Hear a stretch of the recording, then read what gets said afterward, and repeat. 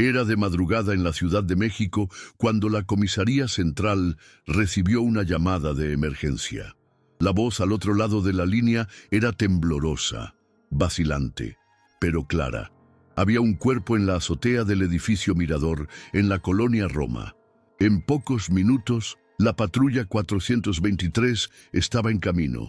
El edificio, un antiguo residencial de clase media alta, se encontraba en la intersección de dos calles silenciosas, iluminado solo por los postes amarillentos y por las luces dispersas de las ventanas. Al llegar, los agentes se encontraron con un grupo de vecinos amontonados en la entrada. Algunos murmuraban entre sí, otros miraban hacia arriba, tratando de entender lo que había ocurrido aquella noche. En la cima, una silueta yacía inerte sobre el suelo de losas oscuras. El cuerpo de Santiago Lázaro estaba tendido boca abajo, con la ropa rasgada y manchada de sangre. La brutalidad de la escena era suficiente para silenciar cualquier especulación precipitada. La pericia llegó poco después, aislando el área e iniciando los procedimientos de investigación. Santiago tenía apenas 21 años y hasta pocos meses antes llevaba una vida controlada bajo la atenta mirada de su padre, Héctor Lázaro, un nombre conocido en la política conservadora del país. Defensor de valores tradicionales, Héctor no ocultaba su postura radical contra la comunidad LGBTQ+, algo que se reflejaba en la trayectoria del propio hijo. Santiago había sido internado a la fuerza en un centro de rehabilitación para corregir su sexualidad, una experiencia que lo distanció aún más de la familia. En los últimos tiempos, parecía buscar nuevas conexiones, nuevos espacios donde pudiera existir sin miedo. Aquella noche antes de su muerte, había participado en una fiesta en el tercer piso del edificio, donde conversaba con personas que, hasta entonces, parecían inofensivas. Pero algo cambió. Algo o alguien lo llevó hasta aquella azotea para no volver a salir con vida. Las evidencias iniciales apuntaban a un crimen brutal. El cuerpo de Santiago presentaba múltiples hematomas y claros signos de agresión física. Había marcas alrededor de su cuello, indicando un posible intento de estrangulamiento, además de vestigios de violencia sexual. Pero lo que más intrigó al equipo forense fue el hallazgo de dos tipos distintos de fluido seminal, uno perteneciente a la propia víctima y otro a una segunda persona, aún no identificada. La policía comenzó rápidamente a reconstruir los momentos que precedieron a su muerte. Testigos confirmaron que Santiago parecía agitado aquella noche, bebiendo más de lo habitual. Algunas personas relataron haber visto una discusión entre él y un hombre rubio, de complexión atlética, cerca del pasillo que daba acceso a la escalera de la azotea. El hombre fue posteriormente identificado como Esteban Herrera, un asesor político cercano a Héctor Lázaro. Casado y padre de 2 hijos, Esteban negó cualquier implicación, pero su nombre pronto se convertiría en uno de los principales focos de la investigación. Con base en los testimonios, los investigadores reconstruyeron la última hora de la víctima. Santiago subió solo a la azotea poco después de la medianoche. La fiesta aún seguía en el tercer piso, pero nadie parecía haber notado su ausencia de inmediato. Las cámaras de seguridad del edificio, posicionadas solo en la entrada y en los pasillos principales, no captaron quién subió o bajó por las escaleras en ese intervalo. Sin embargo, una cosa era segura: Santiago no estaba solo cuando murió. Las evidencias indicaban que fue atacado allí mismo, en la cima del edificio, donde gritar habría sido inútil. La pregunta que flotaba en el aire era: ¿quién lo siguió hasta allí? Y, más importante, ¿por qué? Los detectives volvieron su atención hacia Esteban Herrera. Su nombre surgía repetidamente en los testimonios de los invitados, y la conexión con la víctima parecía ir más allá de una simple pelea en la fiesta. Santiago y Esteban tenían un historial. Mensajes recuperados del celular de la víctima mostraban conversaciones frecuentes y encuentros discretos en hoteles alejados. Los diálogos indicaban una relación secreta, algo que, de salir a la luz, podría destruir la reputación del asesor político. Presionado por los investigadores, Esteban trató de minimizar la relación, alegando que Santiago era solo un joven inestable que lo acosaba y amenazaba con exponerlo. Pero había un problema en su versión. Su ADN no coincidía con el material genético encontrado en el cuerpo de la víctima. La policía se encontraba ante un impasse. Si Esteban no era el agresor, entonces, ¿quién más tendría motivos para atacar a Santiago aquella noche? La respuesta llegó a partir de una pista inesperada. Al investigar los registros del edificio, los detectives encontraron un nombre que activó una alarma: Ramiro Gutiérrez. Había registrado residencia en esa dirección semanas antes del crimen. El hombre tenía un historial extenso de agresiones sexuales y había sido liberado de prisión recientemente. Su modus operandi involucraba a víctimas jóvenes, ataques brutales y un patrón de sadismo que se alineaba con la escena encontrada en la azotea. Los policías no perdieron tiempo y fueron tras Ramiro, solo para descubrir que rara vez aparecía en el apartamento. Quien vivía allí la mayor parte del tiempo era su hermano menor, Javier Gutiérrez, el portero del edificio. Javier era discreto, casi invisible para los vecinos. Nadie le prestaba atención, nadie hacía preguntas. Pero había algo raro, algo que la policía aún no lograba ver completamente. La sospecha sobre Javier Gutiérrez creció cuando los investigadores analizaron los registros de ADN. El fluido encontrado en el cuerpo de Santiago no pertenecía a Ramiro, sino a alguien de la misma línea genética. Esto significaba que el verdadero agresor podría ser un pariente cercano. El nombre de Javier pronto se convirtió en el foco principal. Llamado para interrogatorio, inicialmente negó cualquier implicación, manteniendo una mirada vacía, casi indiferente. Sin embargo, conforme los detectives presentaban las pruebas, su comportamiento cambió. Comenzó a sudar. Desviaba la mirada, presionaba los dedos contra la mesa como si quisiera hundirlos en la madera. Cuando mencionaron a Ramiro, su expresión se endureció.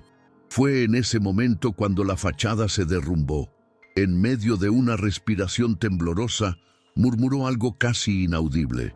Él siempre me decía lo que tenía que hacer, y yo obedecí. El interrogatorio se prolongó durante horas, hasta que Javier, exhausto y visiblemente perturbado, empezó a hablar.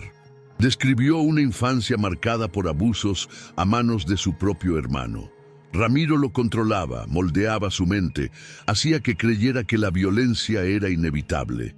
En la noche del crimen, Javier estaba bebiendo en la pequeña zona de servicio del edificio cuando Ramiro apareció. Él sabía sobre Santiago, sabía de su vulnerabilidad. Con palabras cuidadosamente elegidas, convenció a Javier de que aquel joven representaba todo lo que él mismo odiaba de su pasado. Él quería ser castigado, susurró Ramiro, y Javier creyó. Ebrio y confundido, siguió a Santiago hasta la azotea.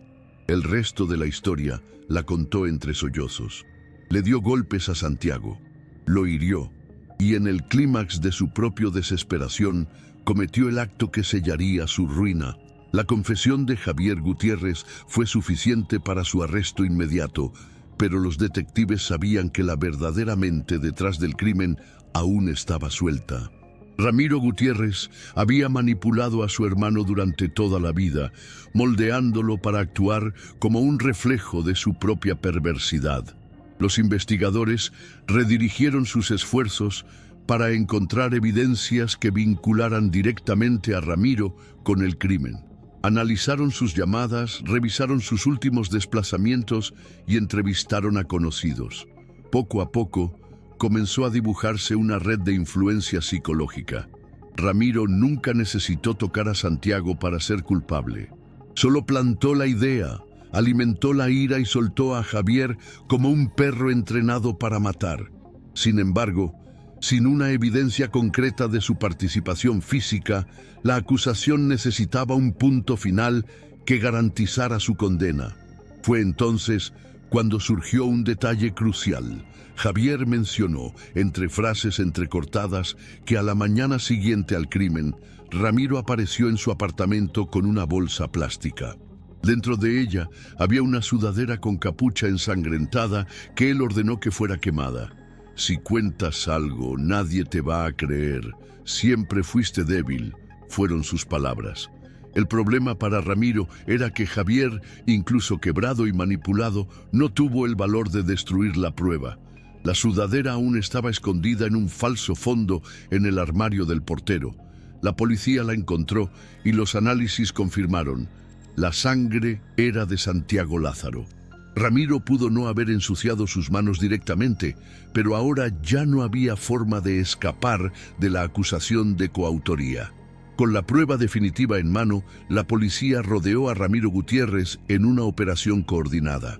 Lo encontraron en un motel barato en la periferia de la ciudad, tratando de evitar la detención. Cuando los agentes derribaron la puerta de la habitación, él no mostró reacción alguna.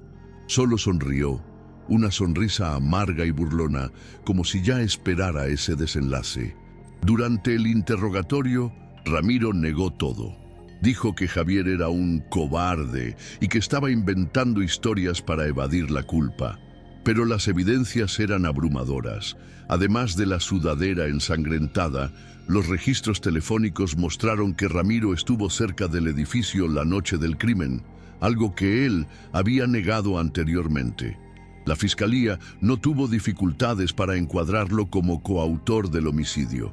Si Javier fue la mano que ejecutó, Ramiro fue la mente que planeó. Ambos acabarían tras las rejas. El juicio fue intenso, atrayendo la atención nacional. El nombre de Héctor Lázaro también resurgió en los debates públicos. El asesinato de Santiago expuso la hipocresía del discurso de su padre. Un hombre que predicaba valores tradicionales, mientras que su propio hijo era víctima de violencia fomentada por la intolerancia y la represión. Los medios exploraron cada detalle y comenzaron a surgir protestas frente a la residencia de Héctor. Él trató de distanciarse del caso, pero la presión fue insostenible. Su partido lo obligó a alejarse de la vida política. En el tribunal, a Javier se le impuso una sentencia reducida por haber cooperado, pero la verdad era que nunca más sería libre. No solo por la prisión, sino por los fantasmas que cargaría para siempre. Ramiro, por su parte, recibió la pena máxima. Al escuchar el veredicto, se rió. No por nerviosismo, no por sorpresa. Solo se rió como si, al final, el castigo fuera insignificante ante el daño ya causado. Después de la sentencia, el caso de Santiago Lázaro siguió repercutiendo en la sociedad. Organizaciones de derechos humanos usaron su historia como un símbolo de la lucha contra los llamados programas de rehabilitación, presionando al gobierno para cerrar instituciones que promovían la cura de la homosexualidad. La investigación sacó a la luz el ciclo de violencia que se perpetuaba en las sombras de la represión. La intolerancia generaba dolor, el dolor se transformaba en odio y el odio culminaba en tragedias como aquella. Javier, incluso encarcelado, fue sometido a evaluaciones psiquiátricas donde los especialistas confirmaron que su mente había sido moldeada desde la infancia para obedecer y temer a su hermano. Ramiro, por otro lado, no mostró remordimiento. Durante los años siguientes se mantuvo en silencio, rechazando entrevistas y visitas. En prisión se convirtió en solo otro criminal olvidado por el tiempo, pero su sombra aún se cernía sobre la historia de todos a quienes había tocado. La familia Lázaro nunca se recuperó por completo. Héctor Lázaro, sin cargo público y sin influencia, vio cómo se derrumbaba su imperio. Intentó reescribir su propia narrativa, alegando que todo no era más que un gran malentendido, pero el público no lo olvidó.